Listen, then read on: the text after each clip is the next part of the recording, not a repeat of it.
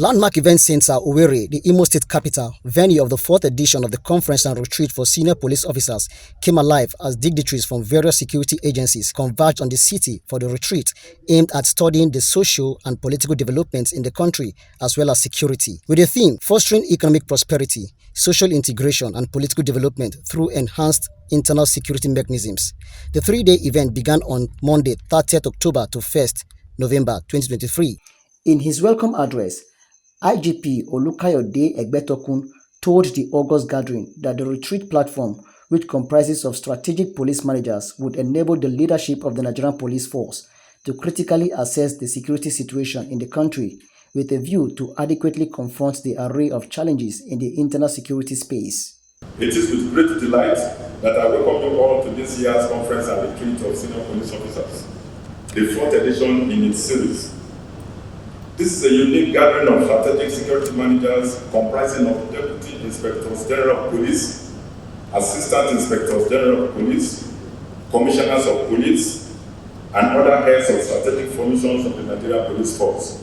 It represents the broadest, most diverse, and richest professional engagement by senior police officers in the country. It is also a platform for the force leadership to critically assess the security situation in the country with a view to adequately confronting the array of challenges in the internal security space. The theme of this year's conference and retreat, Fostering Economic Prosperity, Social Integration, and Political Development through Enhanced Internal Security Mechanism, is derived from the policy vision of the new police leadership in the country, emplacing a professionally competent, rule of law compliant, and citizen-friendly police force, which will support the agenda of government in fostering economic recovery and growth, as well as social integration and political development of Nigeria. This conference and retreat, with the above stated theme, is therefore expected to achieve important strategic objectives, which will shape the policies intended to drive the new policing visions. President Bola Tinubu, who was represented by the Minister of Police Affairs, Senator Ibrahim Gaidam, noted that security challenges have impacted negatively on the prosperity of Nigeria in the last decade. For the President of the Federal Republic of Nigeria, Bola Tinubu, GCFR, I am delighted to address this great gathering of senior strategic managers of the Nigerian Police Force, which is the first national security conference in the life of this administration. I commend the Inspector General of Police and the police management team for coming up with a team which appropriately encapsulates my desire for a great nation. Indeed, the economic prosperity, social integration, and political development and stability of the nation thrive only when safety, security, and public order are pursued and guaranteed. At no time in the life of Nigeria is our prosperity more tied to security than in the last decade. Increase in the number of complexity of our security challenges have deprived us of our collective aspirations to develop our nation and because to our prosperity and equity, prosperous and united country.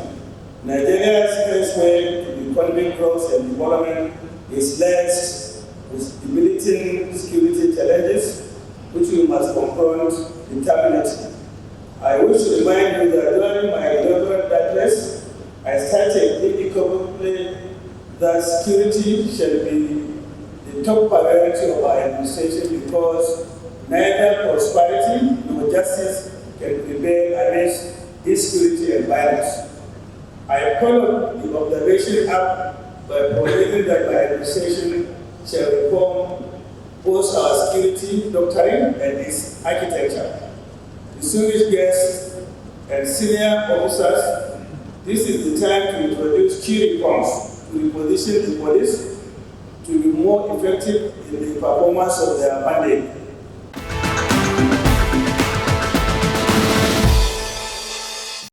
In a keynote address, the president of Interpol, Major General Ahmed Al-Raisi, who is visiting the country for the first time, said Nigeria has played a key role in tackling regional and international crime since joining Interpol.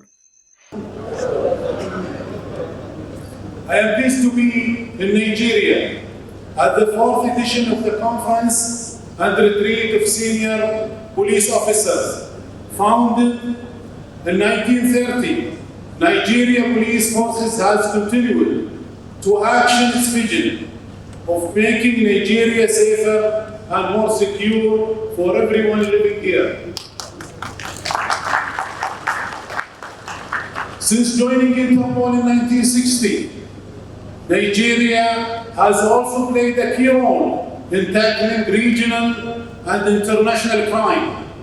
The Nigerian police force of 350,000 has been crucial and ensuring the safety and security of the local population. While working alongside with other police forces from the neighboring countries to fight against organized crime in West Africa.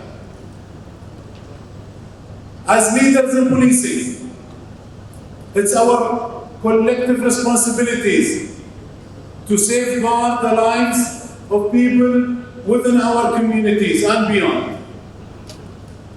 In our capacity, we have the power to enhance security, to promote cooperation, and to facilitate knowledge sharing.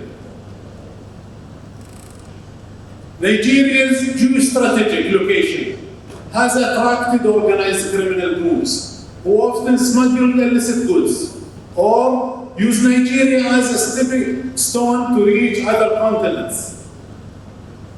Interpol's National Central Bureau in Abuja is fundamental in maintaining national and regional security.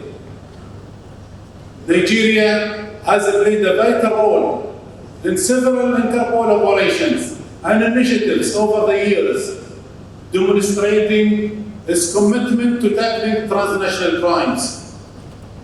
This year alone, the joint Interpol-Afripol operation, Flash Awaker, targeted the human trafficking and migrants smuggling, resulting in over 1,000 arrests worldwide, thanks to the support of Nigeria and several countries. The Chief of Defense Staff, General Christopher Musa, in his contribution, emphasized that in the rapidly challenging world where national security is threatened, in a rapidly changing world where complex security challenges transcend national boundaries, it is imperative that we strengthen our internal security apparatus to effectively safeguard our nation's economic development, social fabric, and political stability.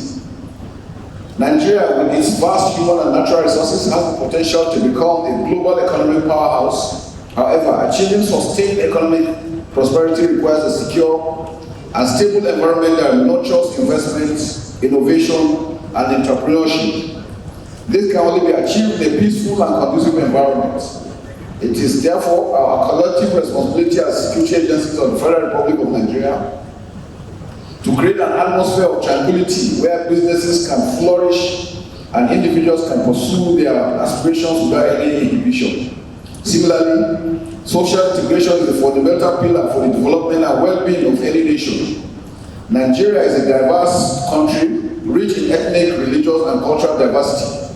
By promoting inclusive policy practices, respecting human rights, and building strong community partnerships, we can foster social cohesion and harmony, which are vital for nation building. It is worthy to note that the Nigerian police, as a critical component of Nigerian security architecture, have over the years continued to play crucial roles in upholding the integrity of our democratic system and ensuring socio-economic activities thrives. This, I must say, is highly commendable. The IGP, I highly commend you with your men for doing a good job. On his part, the host governor, Senator Hope Uzodinma, while commending the police and other security agencies for the restoration of peace in the state, charged the police to be professional in the discharge of their duties. Let me therefore use this auspicious opportunity to commend the police for their gallantry in the processes that led to the restoration of this peace. Working in concert with other security agencies, the Nigerian police have demonstrated an uncommon commitment in the discharge of their constitutional duties. Regrettably, some officers paid the supreme price in the course of this assignment. Imo people, and indeed all Nigerians, will remain entirely grateful to them for their gallantry and the invaluable sacrifice. My administration will continue to stand by the families of such fallen heroes. The Imo example clearly underscores the critical role the police play in the maintenance of law and order in our dear country, Nigeria. This is why I consider your team for this conference toward fostering national unity through enhanced internal security mechanism very apt. As I already alluded to, the Imo experience clearly exemplifies this role. This is so because national unity is best fostered in an atmosphere of peace.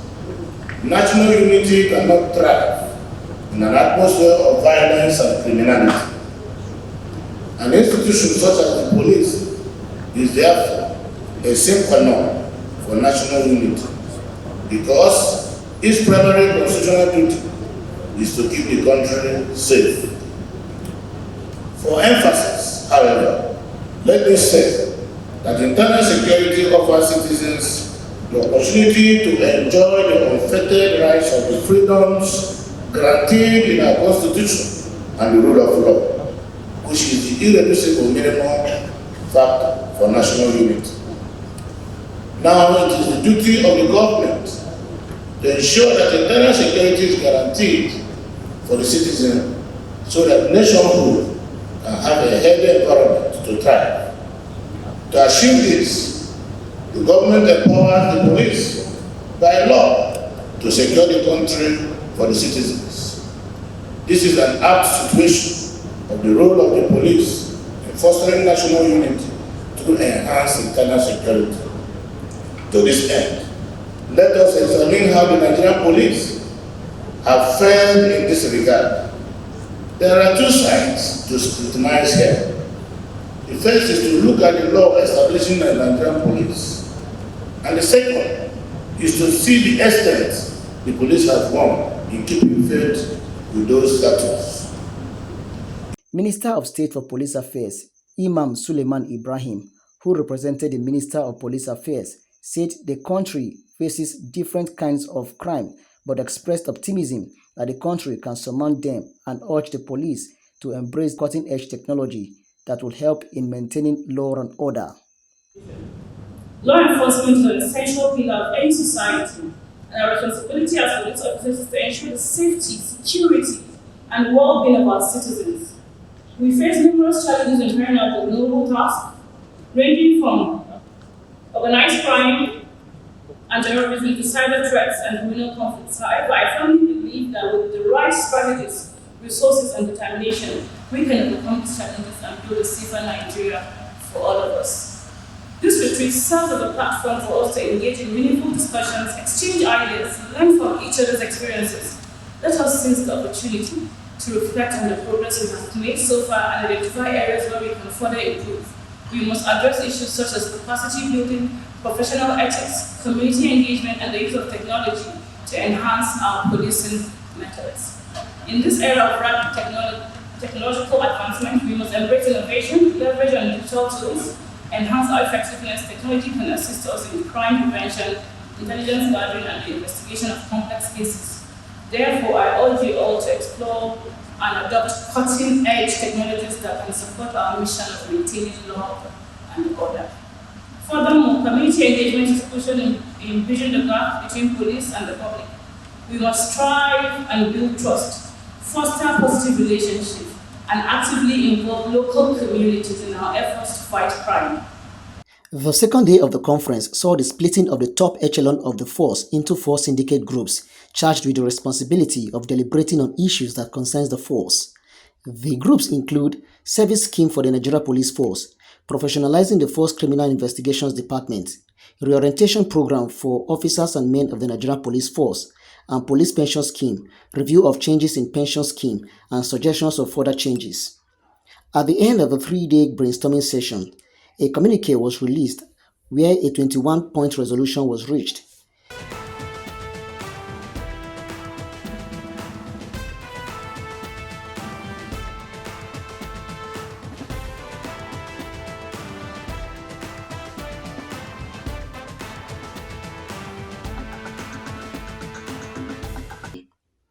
The climax of the conference was a dinner night where the IGP presented awards to participants and other resource persons at the event.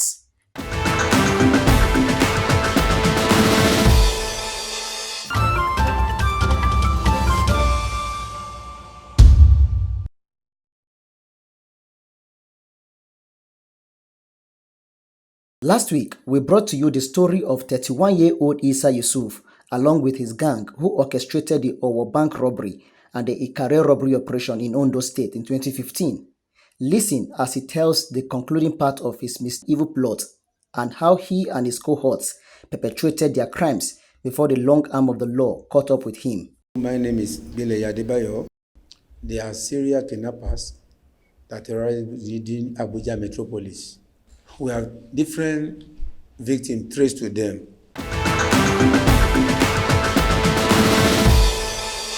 We live with the people, take advantages of the people even without their knowledge. So we are very friendly to people. There is no way I can live with you that you will not like me. It's part of my training to mess with people. So we rent house like normal people did, but only we know the purpose of the renting of the house. So at times I might keep victim in my house, even the landlord or landlady might come around, we sit and discuss, play, till he or she left. He will never notice that I keep someone in the house. We don't use anyhow location, we target a location because it is not every location that is suitable for the operation. So we target some, especially a new developing area. So if we can't find a new developing area, the house we must use must be a alone in compound house. So we must not have a neighbor. So, and while renting the house, even the phone number that we use is purposely for that operation. So we used to buy a phone and a registered SIM card. Every information we are going to use there is fake, just purposely for that operation. And after the conclusion of the operation, we do away with all these things.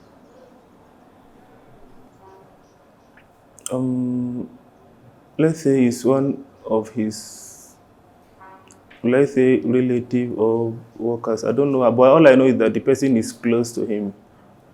Adams is the one that brought his information to one of us, Ilyasu, who happened to be my boy. So he told me about it. I asked him to invite Adams. So I sit with him, we discuss. We bargain on the percentage we are going to give him, which is the 10% of whatever we collected from the man. So, and he even assured us that we are going to collect up to 1 billion naira from the man. So, but it does not went that way. We collected only 200 million naira, but we still keep to his promise. We give him his 10% of that 200 million. We carry out the operation around 6 p.m. in his site there. So it happened that we shot a man, which we never planned. So our aim was just to go there and take him without shooting. So, but they attack us, especially the man himself attacked me directly, trying to disarm me. So that is what led to the shooting of that man. But the man later died in the hospital. So we succeeded in taking him to our destination, and he spent roughly 1 month. Some of us actually bathed in our there, up to the time that I knew. Some of us actually bathed in our. Some of us are born and brought up there in our, so they know the in and out of our. They know every street in our. So it's easier for us to carry out operations in such places.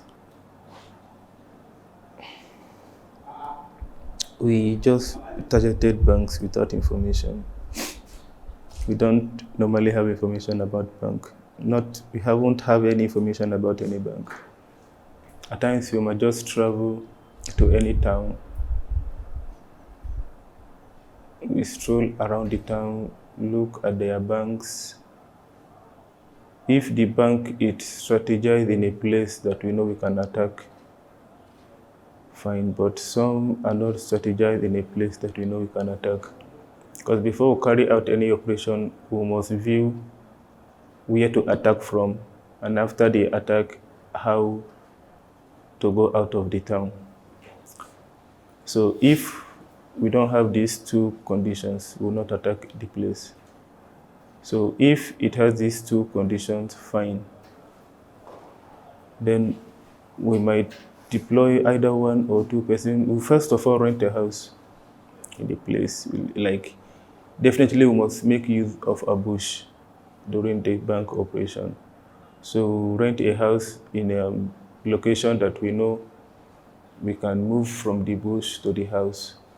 Or if it is not possible, just to move out of the town. Maybe in the night, motor can convey people to the house.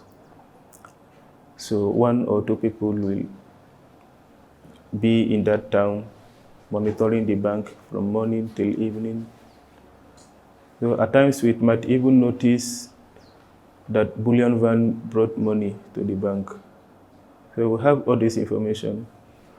The security, that is the police that is guiding the bank, where they used to sit down, how they used to resume work, and how they used to close. We have all this information before we attack the bank. My motive was that Al-Jannah. My motive was that Al-Jannah that we have been promised. The Al-Jannah, heaven, that we have been promised. Not only me, but I don't think there is any terrorist group, not henchmen, I'm not talking about henchmen or bandit. I don't think there is any terrorist group you arrest one person and the person will lead you to the arrest of others. It used to happen before, but we have grown up from that level. Especially me, there is no single person that knows my house. No single person, not even my own brother. Because I know that if they track me and they did not succeed, they can track any of my family, especially my brother. And my brother will surely lead them to my house. So nobody knows my house. I don't know anybody's house. And we don't communicate through phone calls. We use Telegram to communicate. So it's not easy to arrest anybody through somebody or me. Which I know it won't happen. Whatever I have done, if it is good, I think it's enough for me and my family. So if it is bad also, it's enough for me and my family. So I'm not going back anywhere. Actually, I regret. I know you people will not believe me, especially my yoga here. And my regretting started from, why am I still alive? Why haven't they killed me yet? Because I don't think I have ever given even a second for any of the security agencies to even say please. But I've been arrested since April, and up to now I'm still alive. In fact, it does not even show in my body that I have been arrested since April. They treat me fine. I take my bath, I eat,